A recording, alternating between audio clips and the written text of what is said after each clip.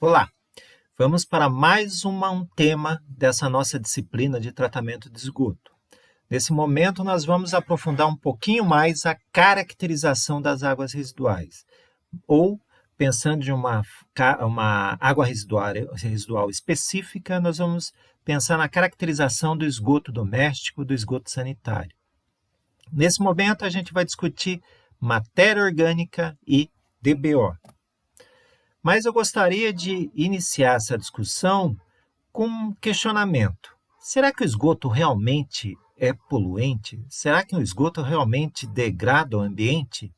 Observem essa situação, que encontra-se em alguns países asiáticos, na área rural. Observem que essa moradora, ela tem esse pequeno local e ele está em cima de um riacho. Qual que é a característica? Esse riacho ele tem uma certa cerca aqui, uma certa separação, que impede que o peixe que está aqui dentro vá para fora. E o que essa pessoa faz dentro dessa área rural? Ela vem e faz as necessidades dela dentro desse banheiro, que é denominado de Fish Pond Toilet. Então vem uma questão, por que essa pessoa faz isso nesse local? Ela faz com o seguinte objetivo, a matéria orgânica que ela está gerando quando ela defeca, quando ela faz o número 2, o que é essa matéria orgânica? É alimento para esse peixe que vive nesse local. Ou seja, nesse local, talvez naturalmente, o alimento que está disponível nessa água, naturalmente, é capaz de sustentar a vida de um peixe, por exemplo. Mas se eu acrescentar um pouco mais de alimento, será que mais peixes vão conseguir sobreviver nesse local? Então é isso que eles fazem. É essa a característica desses locais, de certos locais da área rural nesse continente. Então essa pessoa vai, defeca, as fezes acabam sendo alimento para os peixes. E o que ocorre com esses peixes que são cultivados nesse local? Servem de alimento para eles. Aí vem uma pergunta. Se essa uma família faz isso e produz mais peixes do que esse ambiente é capaz de produzir, vamos imaginar uma cidade de 5.000 habitantes, 10.000, 100.000, 1 milhão, ou imaginemos São Paulo, com 20 milhões de habitantes. Por que o esgoto que é lançado no Rio Tietê ou no Rio Pinheiros não cria condições para muito mais peixes sobreviverem? Ou seja, por que nós temos no Rio Tietê praticamente zero de peixes quando ele cruza a cidade de São Paulo? Por que nós não temos mais peixes conforme ocorre nesse pequeno local? Qual é o problema? Por que isso não ocorre? Então nós precisamos entender isso. Por que o esgoto é poluente? Por que o esgoto degrada o ambiente? Porque ele causa impacto. Um impacto específico é mortandade de peixes. Uma primeira questão que a gente tem que tomar como base, a partir dessa proposta, dessa discussão que ocorre nesses países asiáticos, que as pessoas defecam no corpo hídrico para que o peixe se alimente das fezes, é uma primeira constatação, ou seja, as fezes humanas não são diretamente tóxicas ao peixe.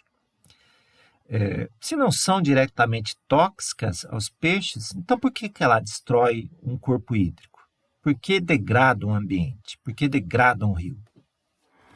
Então há alguma motivação para que isso ocorra. E a motivação é a seguinte: a matéria orgânica é alimento não somente para os grandes organismos, para o peixe, por exemplo, ou até mesmo muitas espécies que vivem no nosso ambiente. Do mesmo modo que ela pode alimentar um peixe, ela pode alimentar uma bactéria. E a água do rio, não importa onde ela esteja, se esteja na cidade de Campinas ou São Paulo, ou no meio da Amazônia, num local que nunca entrou em contato com o ser humano. Aquela água não é pura, não é 100% H2O. há sais minerais, a matéria orgânica das folhagens que caem, do material que é lixiviado do solo, das sementes, dos frutos, isso cai naquele corpo hídrico, é matéria orgânica e pode servir de alimento para os peixes ou se não para bactérias. Ou seja, um corpo hídrico é muito rico em bactérias, em seres vivos que estão, microespécies que estão ali. Por exemplo, algas também estão presentes no corpo hídrico, mesmo no ambiente natural não impactado. O que ocorre quando eu lanço fezes nesse local? O que ocorre quando eu lanço esgoto nesse local?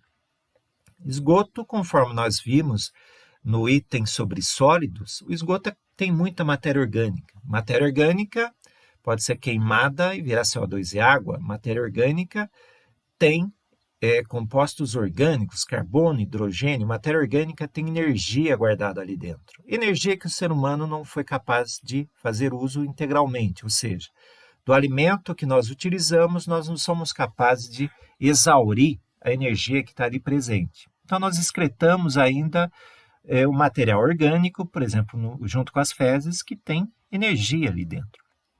E essa energia pode ser... Quem pode tirar proveito dessa energia? Os peixes, mas também as bactérias. E as bactérias estão em grande quantidade no corpo hídrico. É só que elas estão num equilíbrio. A partir do momento que eu lanço matéria orgânica proveniente do esgoto, eu estou botando mais alimento. Essas bactérias, elas têm uma capacidade de multiplicação extremamente grande. Certas bactérias levam 14 minutos para se multiplicarem, ou seja, ela tendo fartura de alimento, tendo um pH adequado, tendo temperatura adequada, ou seja, tendo o ambiente adequado, em 14 minutos elas podem multiplicar. Ou seja, se eu lanço mais matéria orgânica do que existe naturalmente naquele rio, essas bactérias vão se multiplicar para tirarem proveito desse alimento. Multiplicando, elas vão respirar, elas precisam de oxigênio para sobreviverem. De onde elas vão tirar esse oxigênio? Do líquido, da massa líquida, do corpo hídrico, do rio. E aí, consequentemente, esse oxigênio que estava presente no rio começa a ter sua concentração diminuída. Lembrem-se, no final do tópico passado, do tema passado, a gente discutiu justamente isso, oxigênio dissolvido. Um corpo hídrico tem 8 miligramas, por volta de 8 miligramas de oxigênio. A gente discutiu e afirmou que o oxigênio é pouco solúvel. Ou seja, se as bactérias começam a consumir de forma acelerada esse oxigênio, a reposição é muito lenta. Muito mais lenta do que a velocidade que ele é perdido, que ele é consumido pelas bactérias. É como se nós imaginássemos uma sala de aula. Imaginem que tenham 40 alunos e o professor. Um corpo hídrico é como se fosse essa sala de aula, mas esses alunos estão conseguindo sobreviver nesse ambiente porque é troca gasosa. O oxigênio que está fora da sala de aula entra, o CO2 que é produzido pelos alunos e pelo professor vai para fora. Existe um equilíbrio. Um rio é como se a gente pensasse essa sala de aula fechada, lacrada, e imaginando que esses alunos estão consumindo oxigênio e não há reposição. Ou que essa reposição de oxigênio que os alunos estão consumindo dentro de uma sala de aula é muito lenta. O que vai acontecer? O oxigênio vai diminuir de concentração dentro da sala de aula. Qual que é a consequência disso? Paulatinamente, os alunos vão morrer por asfixia, não tem acesso ao oxigênio. O rio é a mesma coisa. Só que ao invés de ser uma sala de aula, é esse corpo hídrico, essa massa hídrica que tem oxigênio. Então, as bactérias estão ali presentes, tendo acesso a maior quantidade de matéria orgânica, há uma quebra do equilíbrio, uma quebra da população que elas têm, estão ali presentes, que aquele ambiente sustenta. Passa a haver uma multiplicação de bactérias, essas muitas bactérias vão consumir mais oxigênio, o oxigênio vai ser parcamente reposto no corpo hídrico, consequentemente a gente tem um déficit. Esse oxigênio que era 8 miligramas vai cair para 7, para 6, para 5, para 4, até possivelmente chegar a zero, dependendo da situação, como ocorre na capital, como ocorre em São Paulo. E se ele cai de 8 para 6, há uma infinidade de espécies de peixes que podem morrer. Então, o que causa a morte dos peixes? Não foi a matéria orgânica diretamente. Matéria orgânica não é diretamente tóxica ao peixe, como, por exemplo, é a amônia. Se eu lançar amônia nesse corpo hídrico, a amônia mata diretamente o peixe. A matéria orgânica não. Ela causa uma morte dos peixes de forma indireta. Por que indireta? A matéria orgânica vai ser consumida pelas bactérias, que vai ocasionar uma diminuição da concentração de oxigênio no líquido, que vai, consequentemente, levar à morte dos peixes. Isso é extremamente importante. Mas o que é essa matéria orgânica? Se a gente olhar para o esgoto, ela tem mais ou menos essa formação, essa constituição. 40% a 60% proteínas, carboidratos, gorduras, ureias e microcontaminantes. Da onde vem a proteína? Se o ser humano, se nós nos alimentamos de proteína, de carne, o nosso resíduo vai ter carne. Se nós nos alimentamos de massa, carboidrato, nosso resíduo vai ter carboidrato. Ou seja, nós não somos 100% eficientes na degradação, na obtenção de energia a partir dos alimentos. Então, eles vão estar presentes no nosso resíduo. E também aqueles componentes que vão sofrer um processamento no nosso corpo. Por exemplo, o nitrogênio em parte acaba sendo convertido em ureia, mas isso a gente vai discutir mais à frente. Microcontaminantes são diversas substâncias que nós consumimos e dependemos dela em pequenas concentrações. Há também aqueles microcontaminantes criados pelo ser humano. Por exemplo, um fármaco.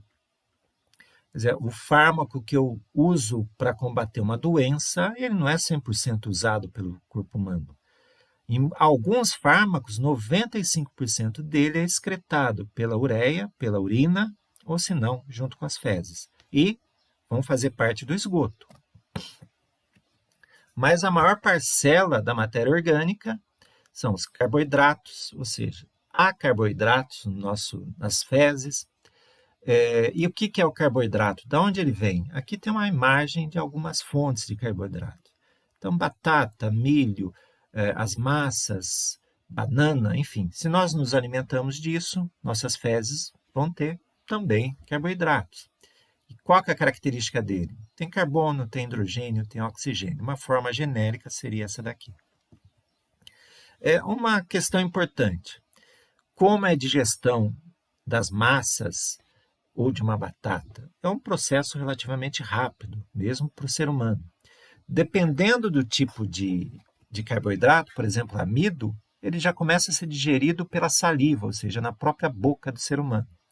Se nós pensarmos numa estação de tratamento de esgoto, carboidrato, se estiver presente, é facilmente degradado. Ou seja, se nós pensarmos naquela análise de sólidos, quando nós fizermos aquela separação em sólidos fixos e sólidos voláteis, se aquela parcela de sólidos voláteis for constituída de carboidratos, esse carboidrato é muito fácil de ser digerido, mesmo numa estação de tratamento de água residual.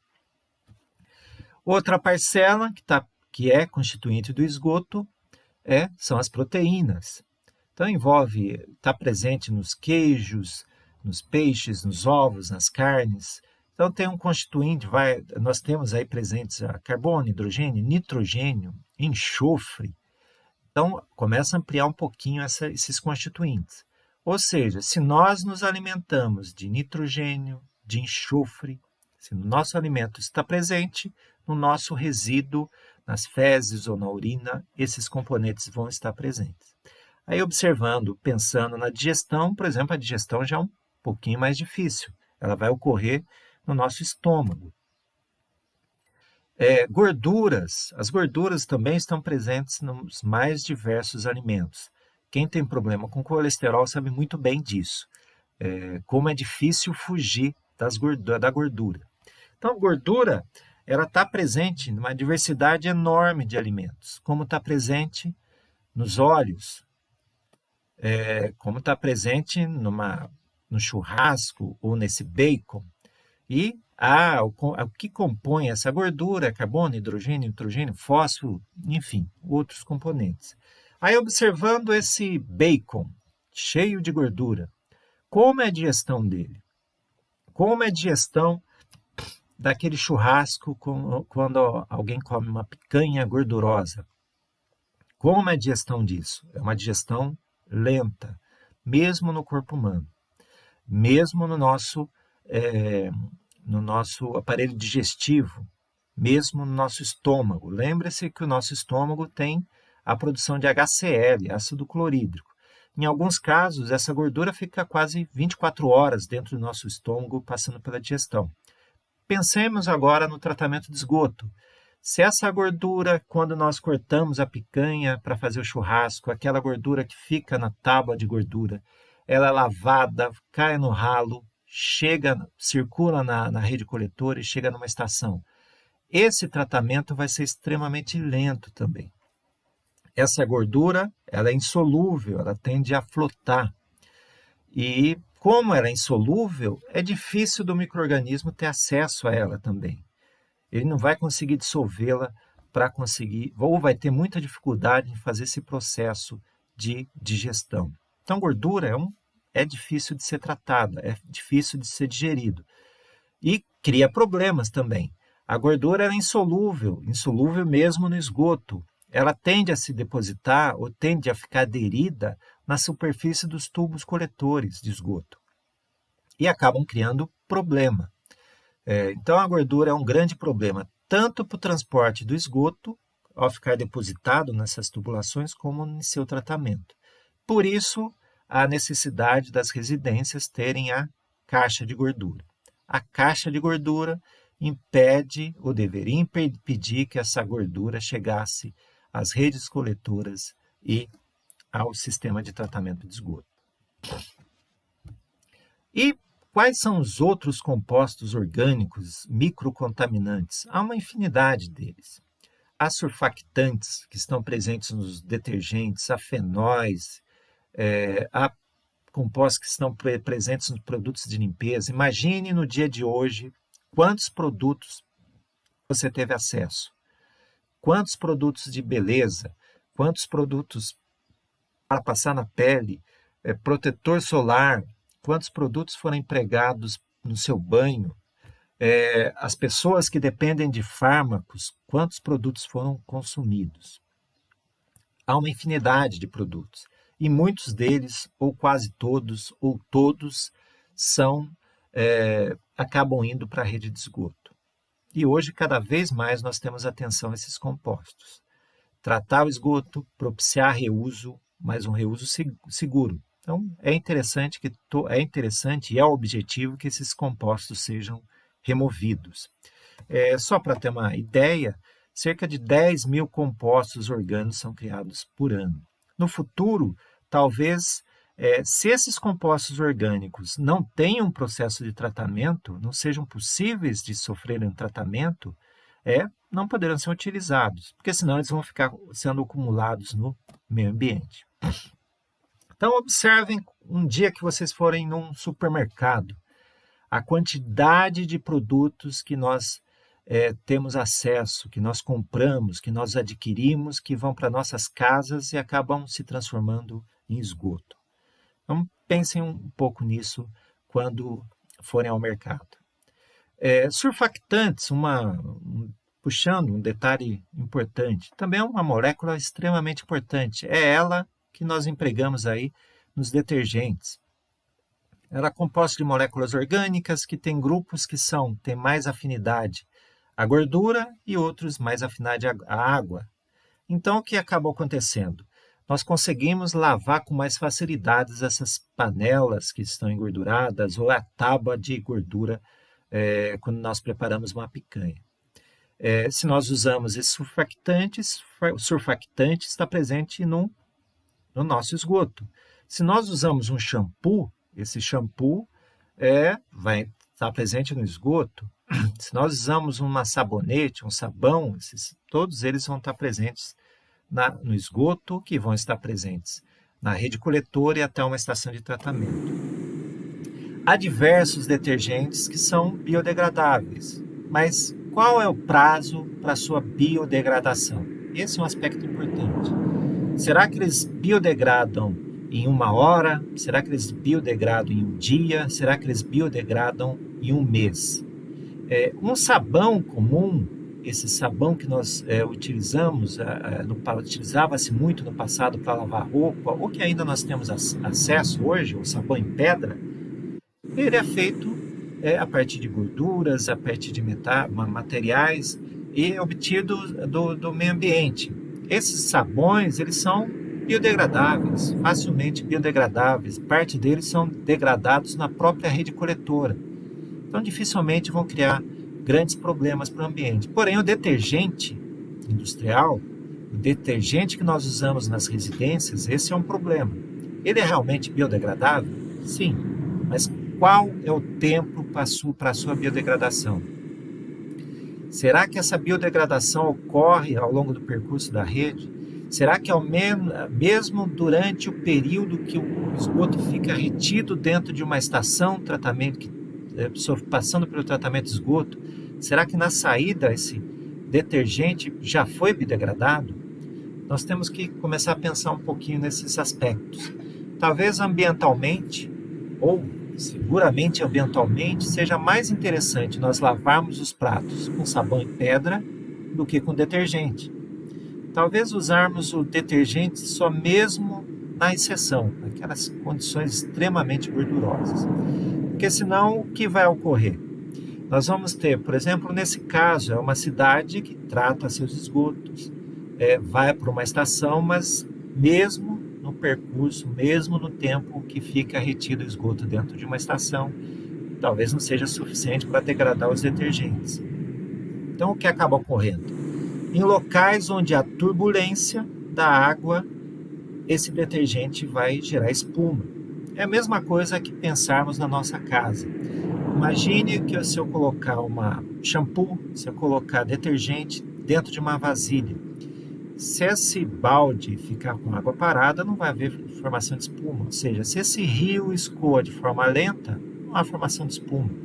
Porém, se há alguma turbulência, se há uma cachoeira, uma cascata, enfim, uma corredeira, essa água vai entrar em turbulência e acaba gerando espuma. Então imagine, quem conhece a cidade de Pirapora, que é uma das primeiras cidades após a capital paulista, sabe o que ocorre. Então o esgoto da cidade de São Paulo, por volta aí de 40% do esgoto da cidade de São Paulo, de esgoto de 20 milhões de pessoas, são lançados no Rio Tietê e Rio Pinheiros. Esse esgoto circula na cidade de São Paulo de forma bem lenta, não há turbulência. Mas após uma barragem, há uma turbulência muito intensa e na cidade de Pirapora a formação de uma quantidade gigantesca de espuma. Então, temos que usar com maior racionalidade. Não basta somente tratar o esgoto. Eu acho a questão, nós, cidadãos, também temos que usar com mais racionalidade os produtos que consumimos a partir dos mercados. Mas, muito bom. Então, nós sabemos que o esgoto é constituído de surfactantes, fármacos, carboidratos, proteínas, gorduras. Mas para a engenharia, é importante eu saber diariamente, ter essa visão desse detalhismo da caracterização do esgoto quanto à matéria orgânica? Será que não tem algum modo que eu consiga fazer uma avaliação mais generalista e rápida a respeito disso? Porque imagine, para fazer a avaliação de carboidratos é uma análise extremamente complicada. Para se fazer a avaliação de surfactantes, a mesma coisa. Tem uma forma de eu caracterizar a matéria orgânica mais genericamente e de uma forma tal que seja interessante para a engenharia, para um projeto. Então a gente busca, quer dizer, nós sempre buscamos algo mais simplificador, mais generalista. Então é por isso que na prática a gente usa nas estações dois parâmetros, TBO e DQO, demanda bioquímica de oxigênio e demanda química de oxigênio. O que é demanda bioquímica de oxigênio? É a mesma ideia que eu comentei do impacto que o lançamento de matéria orgânica ocasiona no corpo hídrico. Se as bactérias vão desenvolver e consumir oxigênio, eu vou fazer essa avaliação. Mas como se dá isso? Eu vou tentar reproduzir o que aconteceria num corpo hídrico, eu vou reproduzir num frasco. E no frasco vai acontecer exatamente essas questões. Eu vou ter bactérias, micro-organismos que vão se alimentar da matéria orgânica e, consequentemente, vão consumir o oxigênio que eu prendi dentro daquele frasco. Consequentemente, é um decréscimo dos teores de oxigênio. Eu vou mensurar esse decréscimo e vou chamar isso de demanda bioquímica de oxigênio. Então, isso é muito empregado no tratamento biológico. Eu quero saber qual é a minha DBO do esgoto, o do efluente industrial, porque o tratamento do esgoto doméstico depende de micro-organismos que vão consumir essa matéria orgânica. E eles são aeróbios, em grande medida são aeróbios. Mas vamos entender um pouquinho mais como é feito esse teste. O teste é bastante simples também, então, tanto quanto a análise de sólidos. Eu tenho um frasco, como esse aqui, que comporta 300 ml do material que eu quero avaliar, da água residual que eu quero avaliar. Pensemos no esgoto. Eu posso pegar, colocar aqui 300 ml de esgoto e eu lacro esse frasco. Eu fecho esse frasco aqui. Qual é a ideia de fechar o frasco? É impedir que qualquer interferência do meio externo entre aqui dentro desse esgoto que eu fechei, que eu lacrei. Então, eu não quero que água venha aqui para dentro e altere essa concentração de matéria orgânica. Eu não quero que o oxigênio que está no meio externo vá para dentro desse frasco. E aí, o que eu faço? Então, eu coloco... Imagine que eu fiz uma coleta de esgoto de uma estação de tratamento de esgoto. Coletei o esgoto tinha 0 miligramas de oxigênio, isso é esperado. Ou imaginamos uma situação extrema. Peguei a água que está escoando no rio Tietê, 0 de oxigênio dissolvido. Eu coloco essa água aqui dentro desse frasco de 300 ml. Eu coloco 300 ml daquela água aqui dentro. Não tem oxigênio. Mas o que eu faço? Eu borbulho o oxigênio aqui dentro. Eu coloco uma bombinha, tal como aquelas de aquário, e introduzo oxigênio aí dentro. Aí eu venho, tiro essa bombinha que introduziu oxigênio e coloco aqui dentro uma sonda que avalia a concentração de oxigênio nesse instante zero. Vamos supor que foi 8 miligramas de oxigênio. Aí o que eu faço? Eu lacro isso aqui. Eu fecho esse frasco e impeço que entre oxigênio aqui dentro. Ou seja, a água, independente se seja num rio lá do meio da Amazônia, sem nenhum impacto, a água do rio Tietê, tem micro-organismo ali vivo, tem micro-organismo aeróbio. Aí eu coloquei esse oxigênio, é a condição que ele quer para sobreviver, para conseguir viver nesse ambiente. Ele tem matéria orgânica, que é aquele esgoto que foi lançado no rio Tietê. Ele tem temperatura adequada, porque eu vou colocar esse frasco numa estufa a 20 graus Celsius.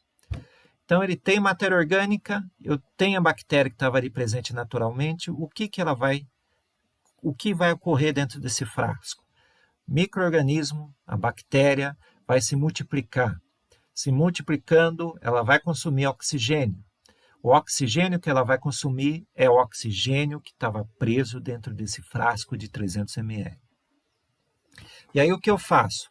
Coloco esse frasco lacrado numa estufa a 20 graus Celsius e deixo por 5 dias. O que é o esperado que ocorra? Ou seja, eu tinha essa massa líquida com 8 miligramas de oxigênio. A bactéria, o micro-organismo se desenvolveu, consumiu oxigênio. No dia 5, eu vou lá, tiro esse frasco, abro e imediatamente faço a variação da concentração de oxigênio aqui dentro. O que ocorreu? Certamente houve uma diminuição dos valores. Ou seja, pode ser que tenha 8 miligramas no dia zero, naquele instante que comecei o teste. Depois do dia 5, por exemplo, chegou a 2 miligramas. O que é DBO? DBO é a diferença entre o dia 0, na concentração de oxigênio, e o dia 5. No nosso exemplo, era 8, foi para 2. DBO vai ser 8 menos 2. DBO vai ser de 6 miligramas por litro. Então, isso é a demanda bioquímica de oxigênio. Um teste muito simples de ser feito e muito praticado. Então, para fazê-lo, eu preciso de um frasco de 300 ml, eu preciso desse equipamento bastante simples que faz a variação da concentração de oxigênio e eu preciso colocar isso dentro de uma estufa. E eu faço monitoramento no dia 0 e no dia 5. Então, importante, a DBO, eu não estou avaliando qual que é a concentração de matéria orgânica. Eu estou avaliando o impacto que essa matéria orgânica está ocasionando dentro desse frasco. Nesse exemplo que eu citei, o impacto foi qual? Levar a concentração de oxigênio de 8 para 2. Ou seja, se eu lançasse esse esgoto num rio, ele geraria esse mesmo impacto. Qual? Levar o consumo de oxigênio que estava presente no rio. Ou seja, eu não estou avaliando a concentração de matéria orgânica, eu estou avaliando o impacto que ela causa. E a gente consegue fazer uma correlação da matéria orgânica que estava ali dentro. Isso é importante. É um teste simples, conforme eu disse, amplamente empregado, tanto para caracterização de água dos rios, ou seja, eu posso ir na Amazônia e caracterizar a água daquele rio da Amazônia em termos de DBO. Qual é a DBO daquela água? E está presente na legislação brasileira e na legislação da maioria dos países. Esse teste ele sofre questionamento porque é um teste relativamente demorado, leva 5 dias para termos um resultado, dá resultados relativamente variáveis, porém é muito usado ainda, porque ele é interessante, ele gera eu consigo mensurar qual que é o impacto que esse esgoto vai causar no corpo hídrico, quanto uma bactéria, um micro-organismo precisa de oxigênio para degradar esse esgoto. Então, ele me dá 2 informações bastante interessantes. Ou se a gente pensar de uma coisa mais ampla, eu consigo avaliar aquela parcela de matéria orgânica que eu fiz o teste de análise de sólidos, e supondo que eu encontrei que 50% daquela matéria daqueles sólidos eram sólidos voláteis. Então, eu encontrei que 50% é sólido volátil. Mas será que esse sólido volátil, essa matéria orgânica que virou CO2 e água, é biodegradável? Supondo que eu tenha plástico ali dentro daquele esgoto. Será que o plástico é biodegradável? Mas aquele plástico que estava presente no esgoto virou CO2 e água a 550 graus Celsius. Mas ele é biodegradável? Aquele teste não consegue me dar essa informação. Então, pode ser que eu tenha 50% da parte sólida do esgoto como matéria orgânica, mas pode ser que esse material seja não biodegradável. Eu vou conseguir tratar esse material de forma biológica? Então, é um questionamento importante. E como eu consigo fazer essa avaliação? Fazendo esse simples teste, DBO. Eu vou colocar micro-organismo tendo acesso a essa matéria orgânica. Se ele degradar, é um material biodegradável. E, inclusive, eu posso mensurar uma taxa de biodegradação. Ou seja, eu poderia, ao invés de avaliar somente no dia 0 e no dia 5, eu posso avaliar no primeiro dia. Eu posso avaliar o oxigênio no segundo dia, no terceiro, no quarto, no quinto, no sexto, no 20º dia e construir um gráfico. Eu vou construir um gráfico que me dá, no eixo X, o tempo de 0 a 20 a 30 dias e no eixo Y coloco a concentração de oxigênio que eu vou tendo. E com isso a gente consegue construir um gráfico. Isso mais à frente nós vamos reproduzir, nós vamos fazer isso numa das aulas específicas. E aí eu consigo obter uma taxa de biodegradação. qual que é a velocidade que ocorre essa biodegradação num dado tempo. Ou eu posso olhar de outro modo, qual que é a taxa de consumo de oxigênio ao longo do tempo. Então, são informações extremamente importantes dadas por um teste bastante simples.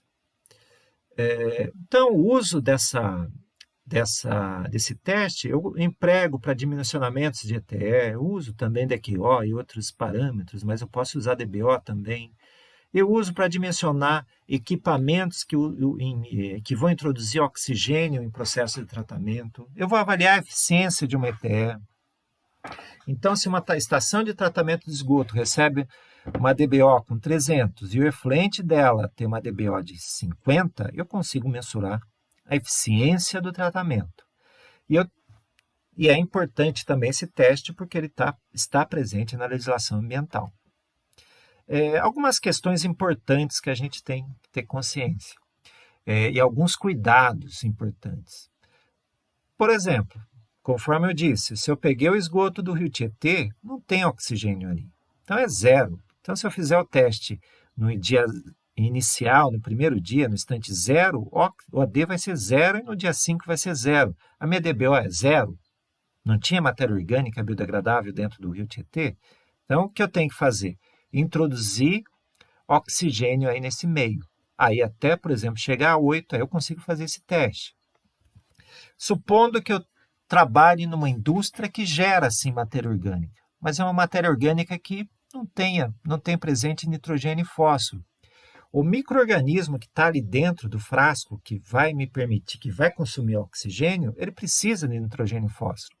Então, o que eu tenho que fazer algumas vezes? Adicionar esses componentes para que o micro-organismo consiga sobreviver. E aí, pensando numa estação de tratamento, talvez eu vá ter que fazer. Se essa água residual que eu quero tratar não tem nitrogênio e fósforo, e eu quero fazer o tratamento biológico, talvez eu vá ter que adicionar nitrogênio e fósforo. Também pode ocorrer o seguinte, vamos imaginar que eu tenha um efluente de uma indústria alimentícia. Um efluente de uma indústria alimentícia que foi produzido a 100 graus Celsius. Nessa temperatura não tem micro-organismo que consiga sobreviver. Então, essa água residual que está sendo gerada, ela é praticamente estéril, não tem micro-organismo. Porém, tem matéria orgânica. Qual é o questionamento? Será que se eu esfriá-la, ela é biodegradável? Como que eu tenho que fazer esse teste? Se eu pegar simplesmente essa água que saiu de um processo a 100 graus Celsius, colocá-la dentro, esfriar, colocar dentro de um frasco e esperar 5 dias, vai continuar dando. Quer dizer, imagine, eu peguei esse efluente, esperei esfriar, coloquei no frasco, introduzi oxigênio até 8 mg por litro, e mesmo que eu esperar 5 dias, vai continuar tendo por volta de 8 mg por litro de oxigênio. Por quê? Porque naquela origem dela, 100 graus Celsius, não há micro-organismo que sobreviva. Eu esterilizei aquela matéria orgânica. O que eu tenho que fazer para avaliar se essa matéria orgânica é biodegradável? Eu tenho que resfriá-la, colocá-la a 20 graus Celsius, adicionar oxigênio e também adicionar micro-organismo. Aí, num prazo de 5 dias, se esse micro-organismo se desenvolver, sim, essa água pode ser totalmente biodegradável, esse efluente pode ser totalmente biodegradável ou não, ou parcialmente biodegradável. A mesma coisa acontece, por exemplo, quando eu tenho um efluente desinfetado. Imagine, tem cloro, tem muita matéria orgânica biodegradável, mas tem cloro. Mesmo se eu colocar um micro-organismo, esse micro-organismo vai ser morto pelo cloro. Então, eu tenho que remover esse cloro e colocar o micro-organismo. Se eu for pensar no tratamento, seria o mesmo procedimento. Eu tenho que desclorar esse efluente que tem matéria orgânica para introduzir o micro-organismo. Conforme a gente discutiu, temperatura, pH, mesma coisa. Imaginemos que eu tenho um frasco com matéria orgânica facilmente biodegradável, por exemplo, com carboidratos. Se o pH for 2 ou for 14 ou 13, o micro-organismo não vai conseguir sobreviver. O que eu tenho que fazer? Colocar o pH próximo a 7, introduzir ar, introduzir oxigênio, introduzir o micro-organismo e aí realizar o teste. Mas esgoto doméstico, o micro-organismo está ali presente. Para vocês terem ideia, as nossas fezes, ela é composta, isso aí a literatura varia muito, de 1/3, às vezes tem alguns livros citam que quase metade das nossas fezes são bactérias que estão na nossa flora intestinal. Então, o esgoto já tem presente essas bactérias. Eu não preciso adicionar esses micro-organismos. E em muitos rios a mesma coisa. Muito bem, entendido o que é DBO, quais são os valores típicos da DBO? Então, se a gente pega um esgoto doméstico típico, a DBO dele é por volta de 300 miligramas por litro. O que isso significa? O que esse teste indica? Quer dizer, se em 5 dias, 1 litro de esgoto consome 300 miligramas de oxigênio. Esse é a informação que está sendo passada.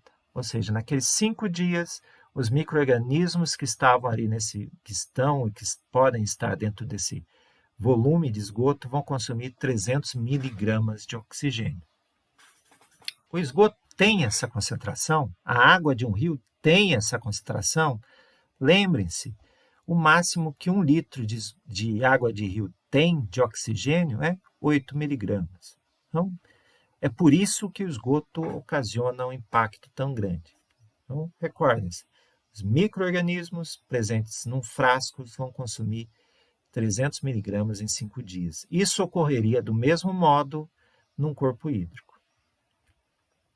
A vinhaça que é produzido, ou vinhoto que é produzido quando as indústrias produzem álcool ou açúcar. Isso, a vinhaça, aquele líquido quente, tem por volta de 3.500 miligramas por litro de DBO. O resíduo da suinicultura é extremamente concentrado, tem 12.000 miligramas. A DBO deles é de 12.000 miligramas por litro. Polpa de café, polpa para produzir papel. O chorume tem 40.000 miligramas por litro de DBO, ou 40 gramas por litro de DBO. Ou ele vai demandar 40 gramas de oxigênio. 1 litro de chorume pode demandar 40 gramas de oxigênio em 5 dias. Há chorumes recentes que chegam a mais de 100.000 miligramas. Então, ele é extremamente impactante. Em alguns casos, pode ser 1.000 vezes mais impactante que o esgoto. Então, tentem fazer em casa um cálculo simples, bem interessante. Imagine o seguinte, o nosso esgoto é de 300 miligramas por litro de DBO. Consome 300 miligramas de oxigênio em 5 dias. Cada pessoa gera, vamos arredondar aí o valor de 200 litros de esgoto por dia.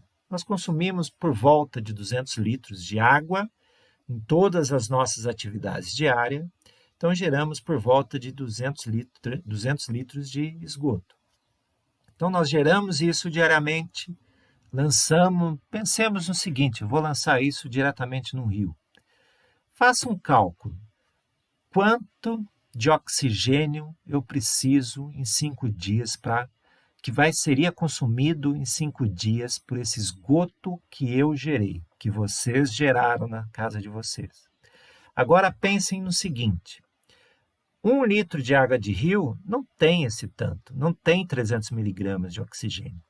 Ele não tem isso, ele tem 8 miligramas somente. Então pensem no seguinte, eu demando, para estabilizar, eu demando de oxigênio em 5 dias um valor N, um valor X. Qual o volume de água de rio vai me fornecer isso nesses 5 dias? Façam esse cálculo. Aí vocês vão descobrir por que o esgoto é tão impactante. Porque mesmo sendo 1 parte em 1.000 de material sólido, sendo que nem tudo isso é matéria orgânica, mesmo tendo essa parcela tão pequena, gera um impacto tão grande nos rios das nossas cidades. Legislação, nós temos a CONAMA 430, uma legislação federal, que cita que para máximo lançamento, concentração máxima em termos de DBO, valor máximo de matéria orgânica em termos de DBO deve ser de 120 miligramas por litro. E aí tem uma questão que é enquadramento do corpo receptor.